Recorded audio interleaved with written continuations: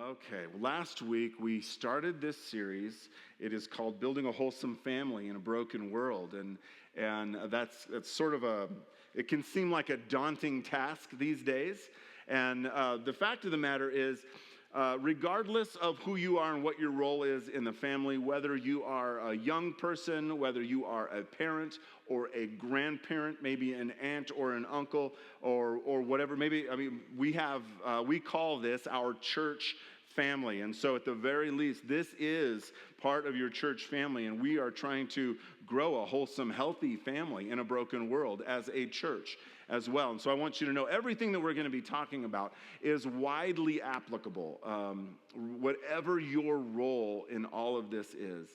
But we're kind of taking this, the angle we're taking today and throughout this series is through the idea of family. And last week we kicked this off by talking about what it looks like to build a strong foundation.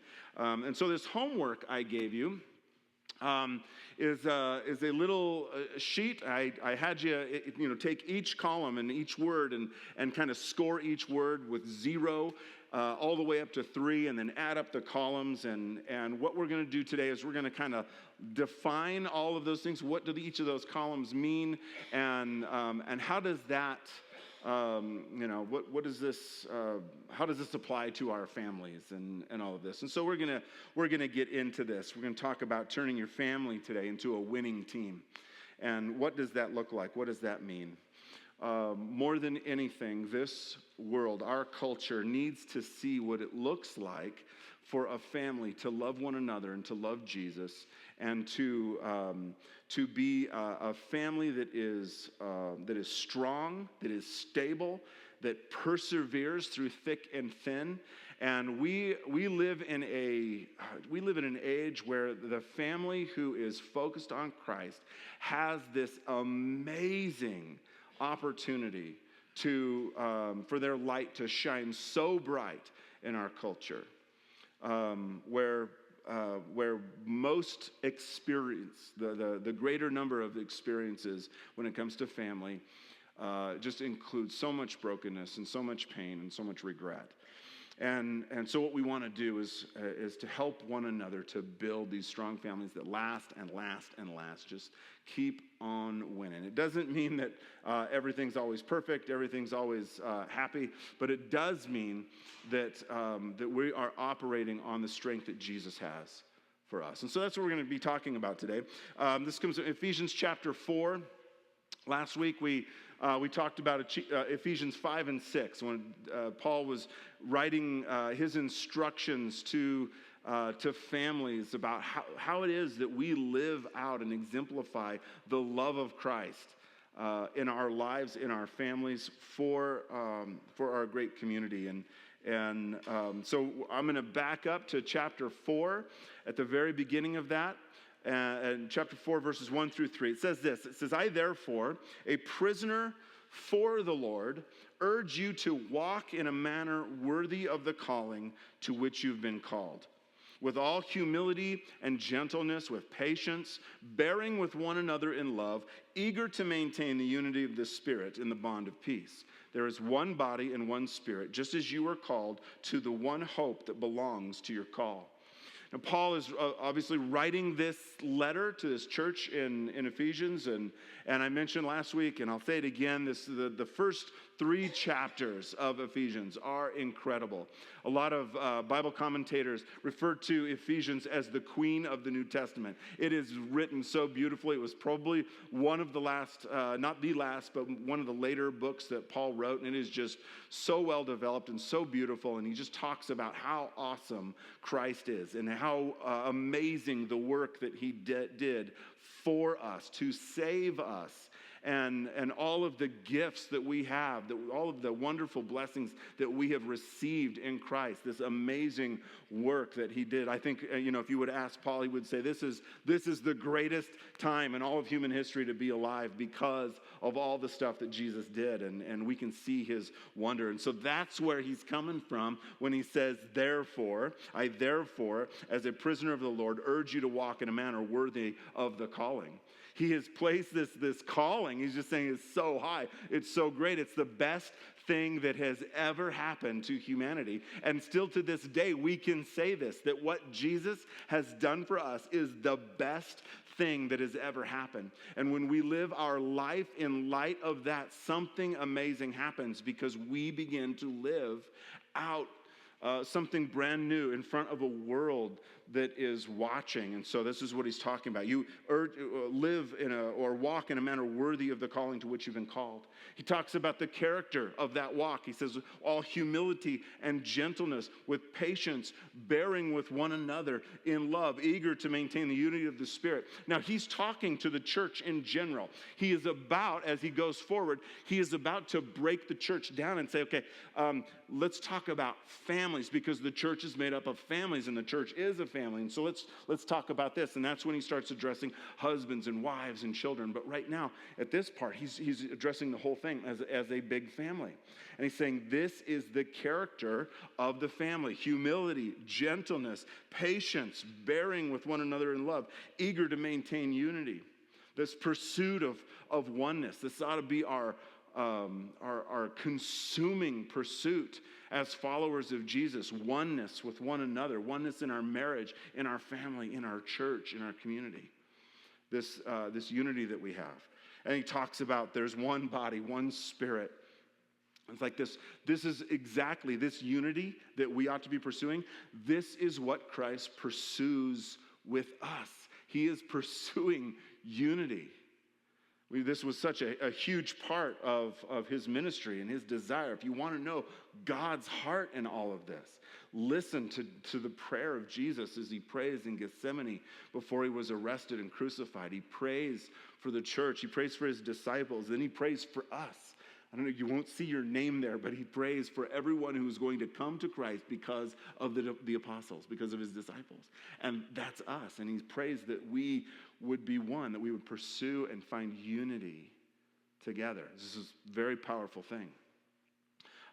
There's this one phrase in here that I really love with when he says in verse 2, with all humility and gentleness, with patience. And then he says, bearing with one another in love. I think that is that phrase is such a, it's almost a summative phrase. I mean, it's almost like this is what it looks like to love one another. I don't know how long it takes. I'm sure we could probably figure this out scientifically, that we could walk into a room full of people before something irritates you. I don't know what it is. There's probably a number, right? I don't know how many seconds it is, but I think it'd probably be more measurable in seconds than minutes, right? Because we're people. And the fact of the matter is you can't live a life where you are around other people where your toes aren't going to get stepped on, or your forehead is going to get knocked on. Where are you, Eric? We just had a conversation about that this morning. This is just stuff this is the way it goes. We live around people, and we're going to bump into people. And here's what Paul is just saying, bear with one another in love. Now, there are some people in your life that's easy, right? It's just a piece of cake. You know, maybe your besties, whoever that is. In life, there are just some people, and there are some seasons, right? There are some weeks it's easier than others, right? Maybe some days it's easier than others. To just bear. But sooner or later, you're going to run out of patience, you're going to run out of steam, you're going to run out of energy, you're going to run out of whatever it is that helps you in that situation, and you're going to get a little bit more irritable, you're going to get a little bit more frustrated, you're going to get a little less emotional margin in your life, and it's going to happen, and all your happy, all your happiness just kind of spills out on the floor, and you're upset. You're frustrated. This is what he means when he says bearing with one another in love. We have to understand, if we're going to make it in the long haul, listen, it's not just going to be the Disney princess happily ever after kind of scenario here. That's not real life, right? We have to learn to bear with one another in love and to pursue oneness. if that's what we want. If we really want our families to be a winning team. And by a winning team, it's a sports analogy. Sorry for those of you who, like me, have no idea who's winning this year.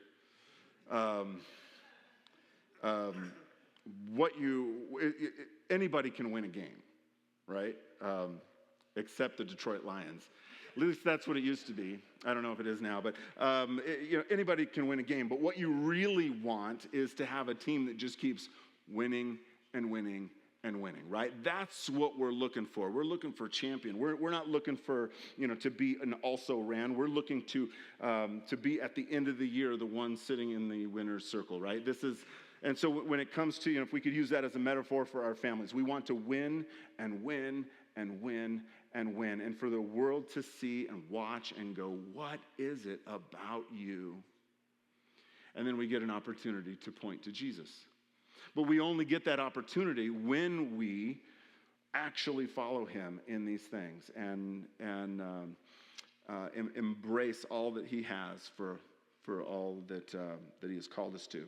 So I'm going to break this down into in sort of two sections today, right? There's only 2 points to my sermon today, which is really weird. I don't know if you've noticed. They've been getting like more and more. Next week, it'll probably be pointless.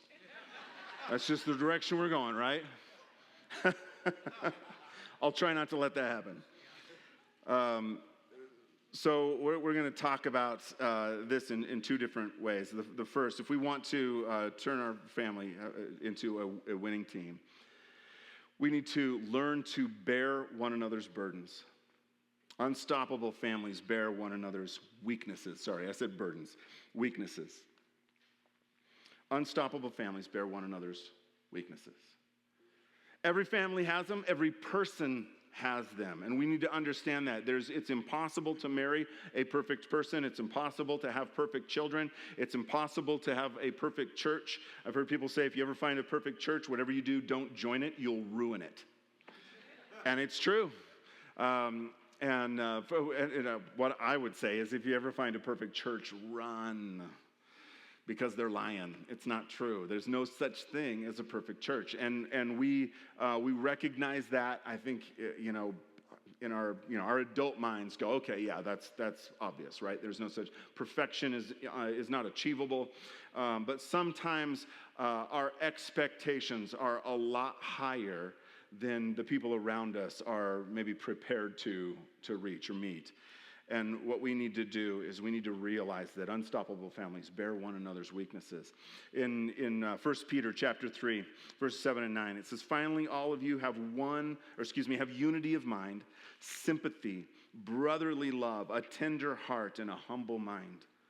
Do not repay evil for evil or reviling for reviling, but on the contrary, bless.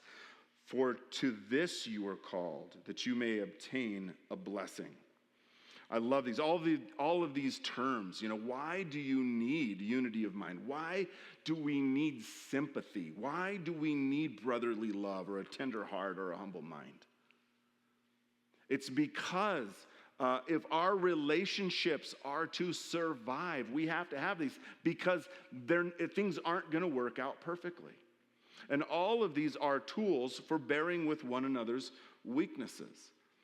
Any marriage, any family, any church that just doesn't understand and implement a liberal forgiveness policy in their life, where you just choose to forgive as Christ chose to forgive us.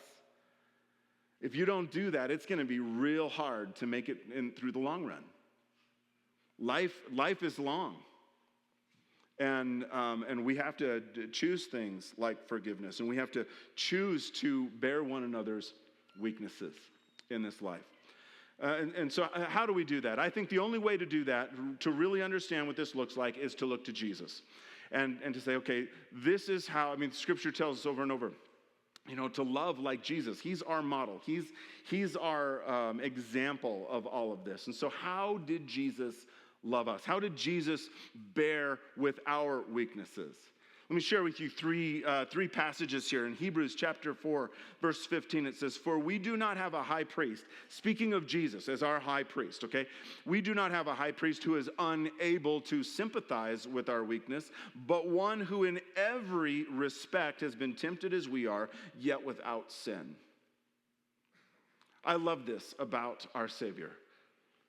I love this about God, that he didn't do what he had to do from afar, that he came near, he walked among us, he put on bodies like we have, and he lived in the dirt like we do, and he lived out his life, and he understands what temptation is. The scriptures say that Jesus was tempted. And it's kind of a fascinating thing. You can read through, there's this, that portion at the very beginning of the Gospels that talks about the temptations of Jesus when he was out in the wilderness fasting. And we tend to look at that and go, okay, so Jesus, who's God, didn't eat for 40 days, and, he turned down, some other trades with the devil. We can kind of look at that and minimize it a little bit. But here's the truth. The Bible says that Jesus was tempted. There are some things that I could put in front of you that maybe aren't good for you, but that would tempt you. Right? Because you have, at the very least, a desire for them. There are also some things that I could put in front of you that would not tempt you at all. They would have absolutely no temptation. I had a friend once who didn't like chocolate. We couldn't be friends after that, obviously. No, that's not true. We were still friends. Just kidding. I'm like, whoa, gee whiz. No, he didn't like chocolate. He claimed that it hurt his teeth. I don't know what that is all about. I told him all the time I thought he should see a doctor about that. I think you should pull your teeth out if you get whatever it takes to be okay with chocolate. But he didn't. So we could bring all the chocolate into the room, and this guy would not be tempted because there was no desire. And just like that in your life, there are things that you just could not be tempted with. And there are things you could be tempted with. You can only be tempted by that which you desire. It always has to start with a desire. If there's no desire, there's no temptation. Correct? You following me? Listen, there are certain things that Jesus desired over everything else. And during the temptations of Jesus, what we see is, Jesus is, first of all, he's been fasting for 40 days, and he's in a human body. Do you think he was hungry? Yeah, he was hungry for real. Now 40 days is not a type of fast that you can just do. Like the vast majority of us would die at some point in a 40-day fast. This is a miracle fast. There are a couple of examples in scriptures when this happened. Moses went up on the Mount Sinai, and he was up there for 40 days, and he didn't die. He fasted for 40 days, but he was in God's presence, and Almighty God sustained him physically during that time. It was a miracle fast, and that is exactly what is going on here with Jesus. This is a miracle type of situation, but it doesn't mean that he wasn't hungry. And so toward the end of this, Satan comes to him and tempts him with food, something he greatly desired. And he doesn't cave to this temptation. And then he's tempted with, Satan says, I'll give you all of the kingdoms of this world. Right? Did you know that Jesus came into this world in order to win back all of the kingdoms of this world? I mean, when we get right down to it, this was kind of the bottom line. Satan's like, I'll just give it to you. We don't have to go through any of this. And yes, Jesus knew what any of this was, and so did Satan. We don't have to do any of this. I will give you what you really desire. I will make this easy for you. All you have to do is bow down and worship me. We can do it the easy way or the hard way. He put in front of Jesus something Jesus desired very, very much. and tempted him. And Jesus did not sin. He chose instead to do it God's way. And of course, that resulted in our salvation. And so when the writer of Hebrews says we have a high priest who is, or we do not have a high priest who is unable to sympathize with our weakness, this is so true because he went through arguably far more than we could ever imagine. I don't know that any of us have ever been directly tempted by Satan himself. I don't know that that's true. But we know that Jesus has and was sinless. He can sympathize. This is what this means.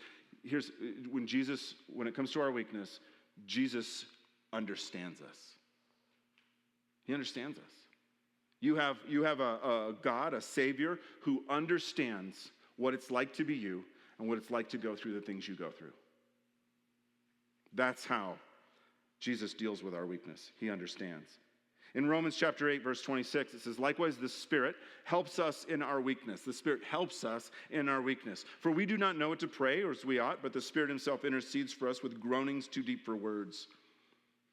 What we see here is that the Holy Spirit understands, even when we feel like our life is just crushing us, and we go to God with no words left. This is what God does. He helps us. When in the midst of our weakness, he is a helper. He's not an accuser. That's what the devil does. Our God helps us. And that's how he deals with our weakness. And then in 2 Corinthians chapter 12, verse 9, it says, he said to me, this is Paul talking about God, this conversation he's having with God, about this weakness that Paul just wants to get rid of. And he says to me, my grace is sufficient for you, for my power is made perfect in weakness. Therefore, I will boast all the more gladly of my weakness, so that the power of Christ may rest upon me. Paul understood this principle, that when we are weak, God gives us grace. Listen, folks, this is the roadmap for dealing with one another's weakness. We ought to love one another as Christ has loved us, right? And this is how Christ loved us. He understands us. He helps us, and he gives us grace. The people around you are not perfect, and in the midst of their weakest moments in life, in the midst of their frailty, in the midst of their mistakes, they need understanding, help, and grace. This is what families that win and win and win do for one another. They bear with one another's weakness. That's what it looks like. And then, second part of this is unstoppable families understand and value one another's strengths. They understand and value one another's strengths. All right, well, this is what the homework was all about. And so if you did this sheet, scored everything up, and got your 4 scores across the bottom, what we're going to do is, these are all just sort of different personality traits, if you will. And what I'm going to do, first of all, this is borrowed / stolen from Gary Smalley. Some of you might remember the late, great Gary Smalley and an amazing organization that he created. He wrote lots of books on this. And I years and years ago met his youngest son, Michael. And Michael and his wife took some of Gary's stuff and just sort of rearranged it, retitled it a little bit. And so some of you might have heard about the Gary's. He had 4 animals, like a lion, an otter, a beaver, a golden retriever. We're going to do it a little bit different than that. Anybody ever been on a cruise? A few of you, get to go on a cruise. And so we're going on a cruise. That's what we're going to do instead. And if you go on a cruise, we could do this on a battleship, but that just doesn't seem like the right, metaphor for families. I hope not. But on any great cruise, there are 4 essential roles that must be filled for this to be successful, right? And so what we're going to do is we're going to look at each of these roles, and this is kind of the different personalities that we're looking at today. The first, Roman numeral 1, the first column, is the captain. If you're on a cruise ship without a captain, you're probably not going anywhere. You're going to sit in a boat in a harbor and do whatever fun can be done there. But you're not cruising, that's for sure, right? Because that would be illegal. So the first is a captain. The second is a social director, right? Any good cruise better have somebody planning some parties, right? Better be some fun going on board, because that's what a cruise is all about. So you need to have a social director. The third is the steward on a cruise ship. Some of you remember him back to the Love Boat, right? Do Love Boat. We could have done the Love Boat theme today, but my fear is that half the crowd would be like, the what boat? Does everybody know the Love Boat? It seems that was a long time ago. The Love Boat. Do some crooning in here. That'd be fun. But you got to have a steward. And this, the steward is this, the one who serves, the one who, these days, I think they're all ninjas because you never see them. You leave your room. I remember years ago, Tiffany and I went on a cruise, and it was 20 years ago. We just celebrated our 30th wedding anniversary this summer. Can you believe that? I can't believe that. I keep thinking, is that right? Yeah, it is right. And we are going to be celebrating it here in a couple months on a cruise. So we're gonna do that again. We're very excited about it. But remember the first time we left our room probably to go get a meal or something, and I realized after we had walked down the hall and up a couple flights of stairs that I forgot my room key. Tiffany had hers, but I thought it was a good idea just in case, we should both have a room key. So I grabbed hers, ran back to the room. When I got back to the room, it had all been put back in order, and there were towel animals sitting on the bed. How did they do that, right? So they're the cruise ninjas. You don't know where they are, but they're everywhere, and they take care of all this. And the servants, these are the stewards. And then finally, the fourth category, or the fourth column, is navigator. I'm glad that all those ships have a navigator, somebody who knows what they're doing and where they're going and how to get there, right? And you like that person to be on their A game if you are on a cruise, right? Nobody likes to be on a cruise ship that ran into a sandbar. It has happened, right? And we talk about it for a while when that happens, because it's not supposed to. So what we're going to do is we're going to go through each of these different personalities, and maybe you went through and found which one you were, and I hope that you'll maybe take some time to talk as a family about every member of the family. What are where does everyone go in there? This is actually all the same as if you've ever taken the DISC profile or something like that. Just a very simple personality profile. But in each one of these things, what we're going to do is we're going to look real quickly at the relational strengths, weaknesses, communication styles, relational needs, and areas for growth in these. So we're going to try to blast through this real quickly. This is why I'm saying I'm going to be kind of talking fast, so writing everything down might not be a great option. I've got these sheets with everything filled out on the intersection desk. That's why it's out there. So if you want to, you can just listen, and then you can pick up the notes later. So if you're a captain, captains are kind of in the relational strengths, or they are take charge people. They're problem solvers. They can be competitive. They kind of have a competitive nature. Can be confrontational. Not out of anger or anything, just part of their personality. They confront, not to overthrow, but just to challenge, usually ideas and processes. And captains enjoy change. They don't really like doing the same thing over and over and over again. A ship at like the one at Disneyland that is on tracks and just goes around the same island for 75 years doesn't need a captain, right? Captains like to go somewhere they enjoy change. Relational weaknesses are that they can be direct and impatient. Or direct meaning a little overly direct when it's not necessarily called for. They tend to be very busy and maybe seen as too busy. Their decisions can feel a little cold-blooded, like relationships maybe didn't matter as much in the decision. They can seem impulsive, take big risks, and just come across as insensitive to others.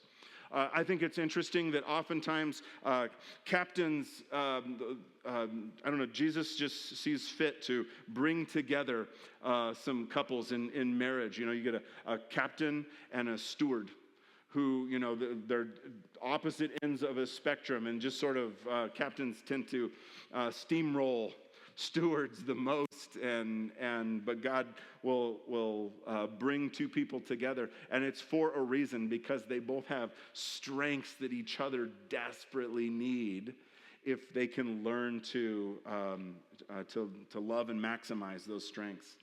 When it comes to communication style, captains are usually pretty direct and blunt. They're typically one-way communicators. They have, here's what needs to happen. Go get it done. We don't need to have a conversation about this, and pretty one-way.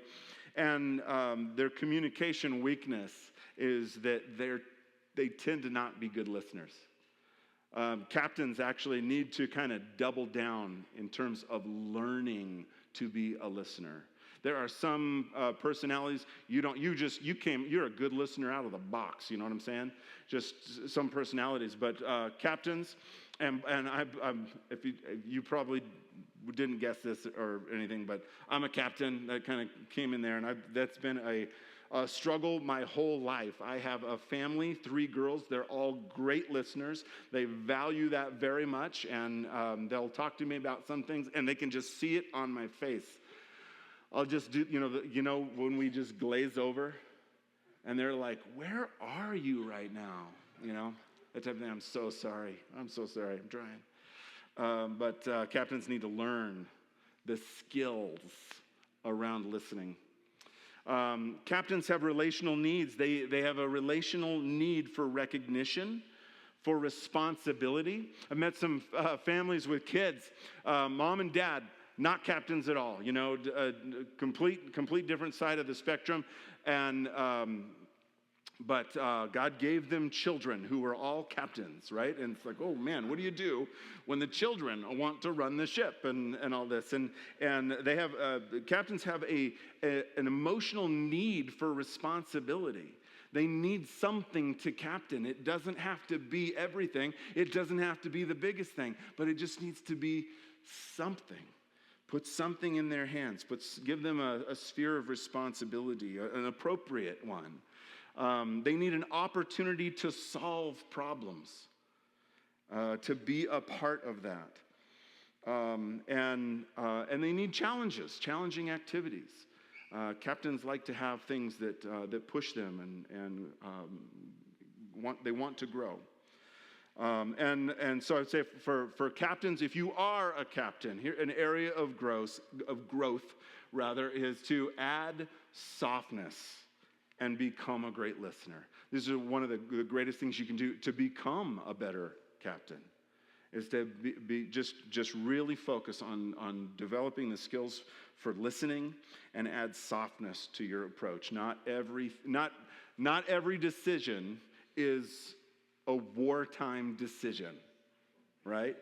It's not all life or death. It's not all my way or the highway. That's kind of unfortunately, the highway wins way too often when we lay things like that down. So that's the captain styles. Let's move on to the social director. If you're a social director, that's that second category. Social directors are usually optimistic, very optimistic. These are the party planners. If you have a social director in your life, you will never you never need to lack fun times on the calendar, right? If you'll give them the reins to make it happen. These are the people who love to plan the parties. They're optimistic. It's where this is going to happen. There is no such thing as a rainy day. It's just liquid sunshine, right? And everything's going to be great. And they're energetic, and they're very motivational. People are very attracted to social directors. They can get anybody to do anything. They always are looking at the future. They're always planning something. What's next? I mean, the day you get done with your vacation, right? You are heading back home. You're on the plane or in the airport, and they're saying, what are we going to do for our next vacation? Right? You're like, I am still trying to recover from this vacation, right? And we're always looking forward. What's next? What's going to happen? And that's a great thing about social directors. The relational weaknesses is that all that optimism and all that energy can be a little unrealistic. They can just sort of be a daydreamer, always with their eyes on the future and never today. They can be impatient. All of that over-the-top energy and excitement can really feel like manipulation if you're not careful. It can feel manipulative or pushy. And sometimes social directors just don't focus on the details, or they lack follow-through. Their eyes are so much on the future that they're not saying, okay, what do we need to finish today? Like these are the people who are like, we are going to have so much fun playing with these Legos. And then when we're done playing with the Legos, we're just going to find something else to have so much fun going and doing. And then, of course, everything is they just leave a trail of messes behind them. But man, was it fun, right? That's what it's all about. Their communication style, they're very, very inspiring. Social directors tend to just instinctively know how to inspire people and get people's hearts beaten. They're optimistic and enthusiastic. They're also very one-way communicators. They communicate vision, but they don't necessarily embrace conversation about it. And as I said, that communication weakness can be, all that high energy can feel like manipulation. Their relational needs, they have a need for approval and an opportunity to verbalize. They need to talk out their feelings. They need to kind of untangle the feelings and thoughts by running them through a process of verbalization. They need some visibility and social recognition. These are people who are usually they're usually extroverts, not always, but usually extroverts. They get energy from being around people or at least another person, and want to have that social connection and social recognition. And if you are a social director, an area for growth here is to be attentive to the needs of others. And on my notes, okay, it says, I spelled it wrong here. I wrote, be more optimistic. That's impossible. I'm like, that doesn't make any sense. Why would I write that down? No, it's there is such a thing as too much optimism, right? We need to also somehow be grounded in reality as well. And so balancing those things. Column number 3 is the steward column. Where would we be? Oh my, where would we be without the steward column? The steward is warm and relational. These are the people that that you just love to be around because they're caring, they're loyal, they enjoy routine. Stewards, they like having that routine. They don't really like having surprises around every corner, but they like routine. They're great peacemakers. They're connected. They're sensitive. Very connected to the feelings of other people. You don't even have to tell them what you're thinking. They can tell you what you're thinking and feeling. They're able to read that really well. The relational weaknesses are sometimes they can miss opportunities because of their comfort in routine, sometimes opportunities just sort of pass them by because of not wanting to get out of that routine. And so you can miss a lot of opportunities where you'll just sort of stay in a rut rather than blaze a new trail. Oftentimes, or it's possible with stewards that they will sacrifice their own feelings and their own reality for harmony for other people. And so this is why I say, sometimes when it's, you got a captain and a steward together, the captain is really great at steamrolling and the steward is really great at being steamrolled. And the problem with that is sooner or later, that's going to really start hurting and making a mess and being frustrating. And but oftentimes what the navigator will do is put off that conversation and put it off and put it off and put it off until it becomes a crisis. And so another relational weakness is that the steward is easily hurt and or can easily hold a grudge because of all this, rather than dealing with it out front. And of course, with captains and social directors, they're very tuned into that direct communication. But stewards tend not to communicate real directly. Rather, their communication style is very indirect. They're great two-way communicators. They are very good at listening, and they're very good at speaking, but it has to be in the right circumstances. And this is, the war room usually is not the right circumstance. Some communication weaknesses is that sometimes they can use too many words and provide too many details for some, and it can be a little overwhelming. They have a relational need for emotional security and an agreeable environment.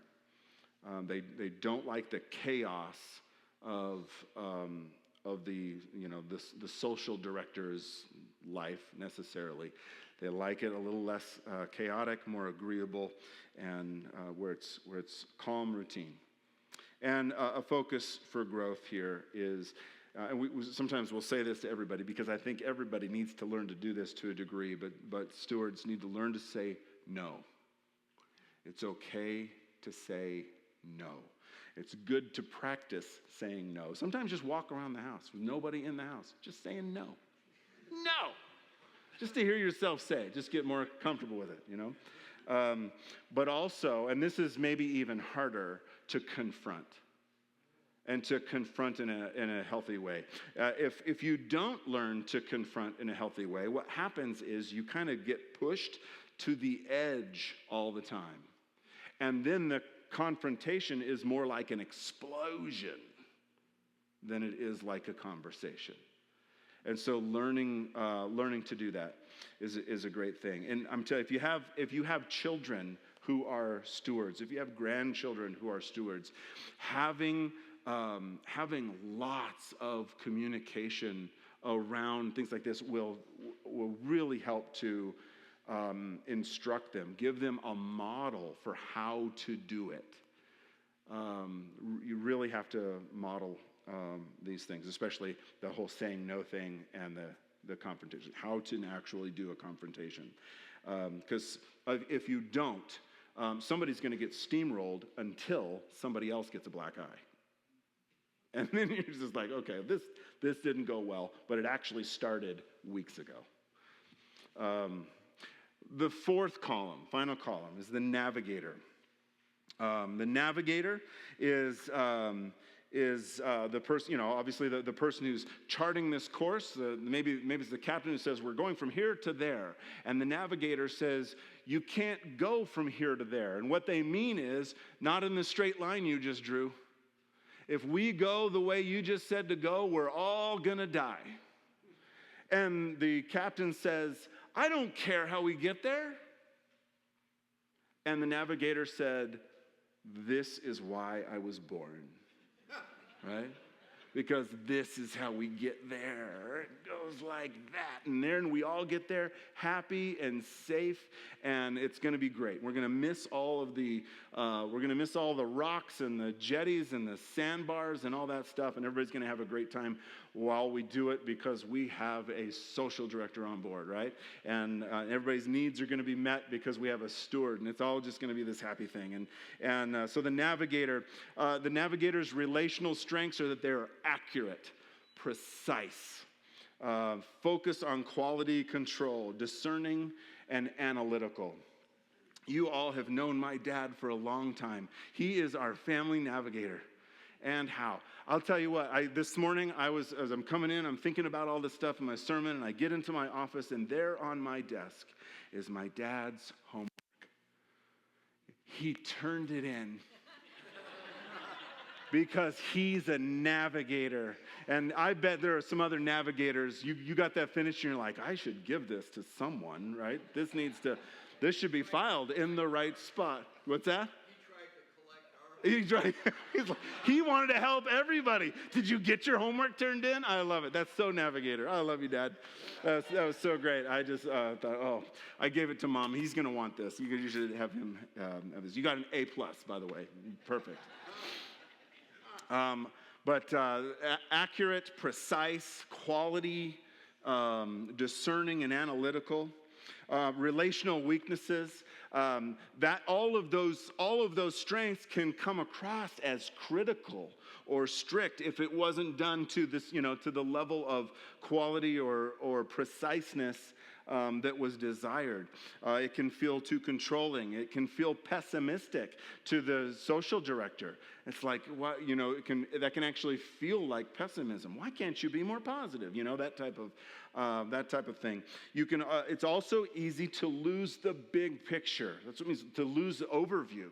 To have the big picture, right? Captains are really good with the big picture, but when it comes down to all the little details, they're like, don't we have people for that, right? And all of these other things. And so it's important to not lose the big picture in all of the details, at least to some degree. Communication style, navigators communicate very factually, and they like to be communicated to very factually. Navigators tend to be great two-way communicators.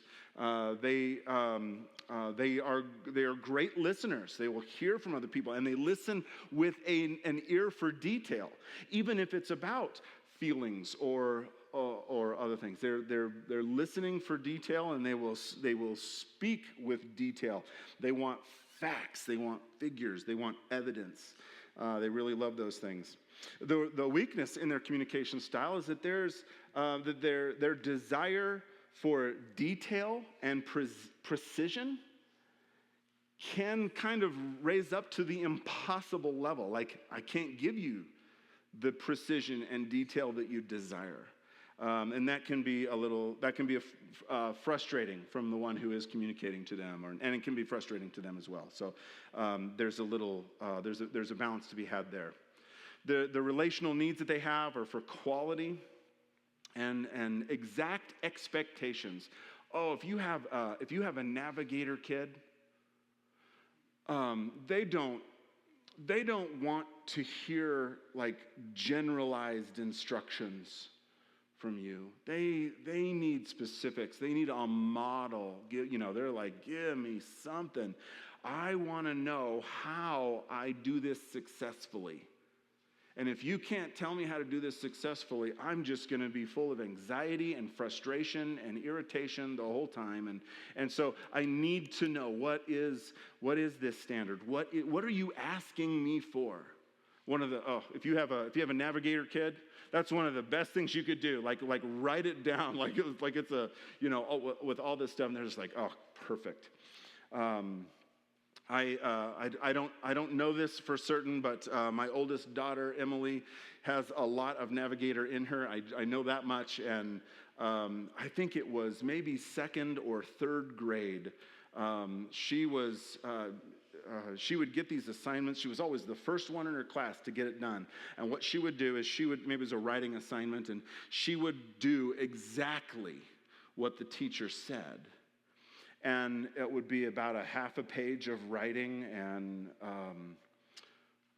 she would get it done, turn it in, and then go do something she wanted to do. And this was going on for quite a while. We had a parent-teacher conference, and she said, "I need your help."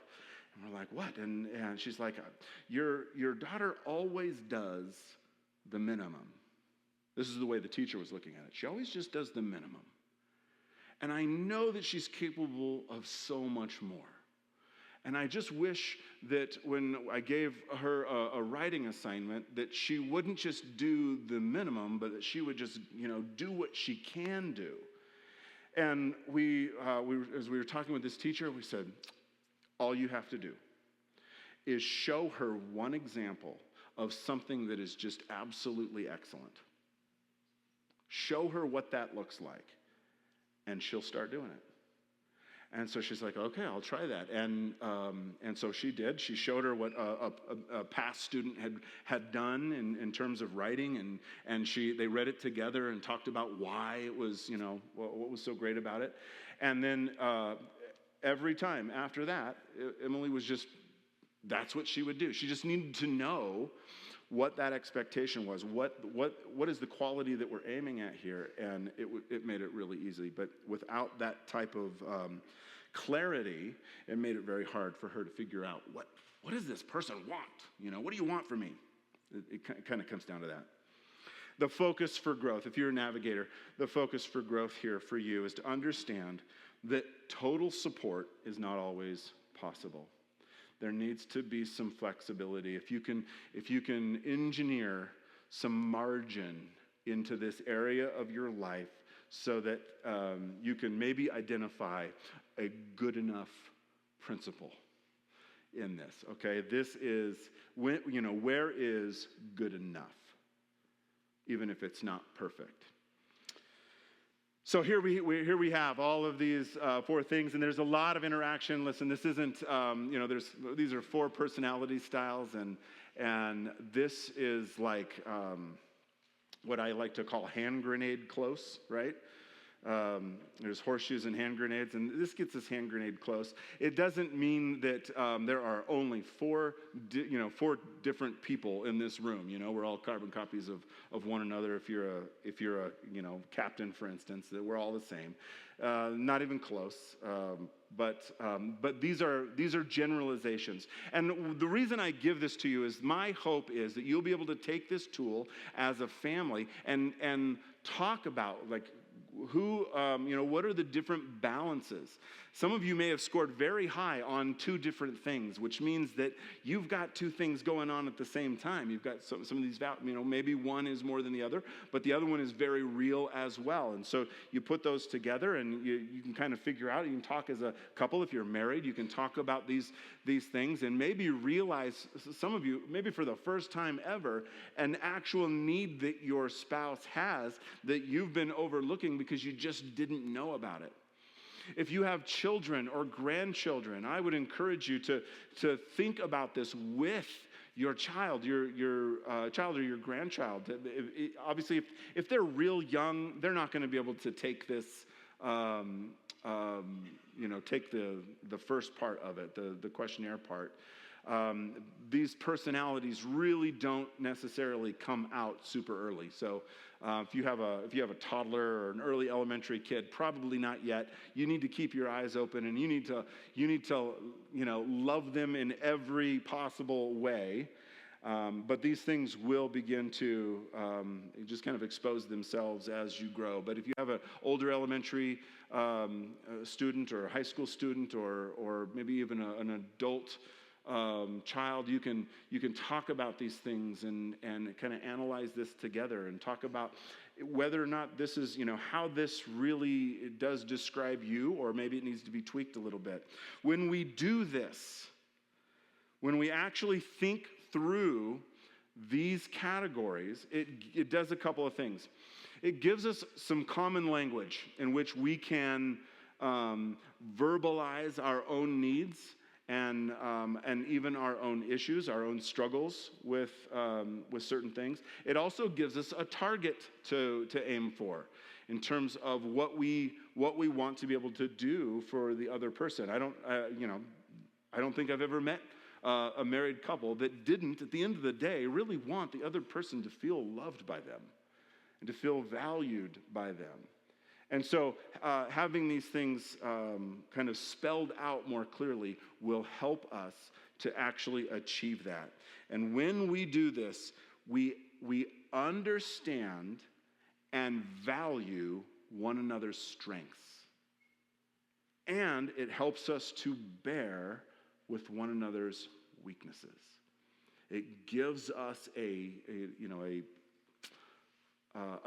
target to aim at. It gives us a standard to bring our relationships to. And when we do, when we do all these things, we begin to experience a greater level of strength, a greater level of insight. And the world will look on and say, I want what they have. I think it's one of the greatest ways to make a family team strong is to learn to appreciate strengths and bear with weaknesses with grace and love. And when family members know that their personal strengths are valued and their weaknesses will be met with grace, understanding, and practical help from others, it will add strength and resilience to the family as a whole, and each member will be an active, motivated defender of family unity and identity.